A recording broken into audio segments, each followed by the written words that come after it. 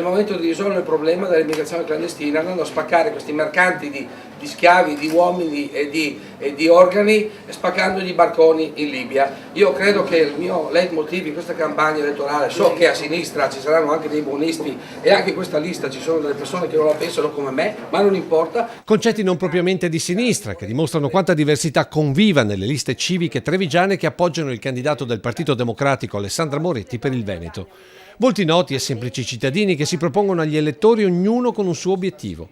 Tutti amministratori ed ex per Veneto Civico, con capolista Pietro Dalla Libera, sindaco di Oderzo, ma anche il primo cittadino di Silea, Silvano Piazza, che ha sollevato temi cari alla Lega. Vorrei lottare soprattutto per alcuni argomenti. Il primo è l'autonomia e il federalismo, mantenere quindi tutte le tasse locali nel territorio comunale e almeno il 5% dell'IRPEF. È giusto dire che siamo tutti uguali perché tutte le regioni devono avere lo statuto speciale. Quasi tutti semplici cittadini, gli appartenenti all'altra lista, Alessandra Moretti, presidente per il Veneto, alcuni davvero giovani. Buongiorno a tutti, io sono Giulia, sono nata a Treviso, ho 23 anni e abito a Paese. Mi sono sempre impegnata per appunto l'esprimersi della cittadinanza attiva. Tra i 18 candidati anche il volto dell'associazionismo sociale trevigiano.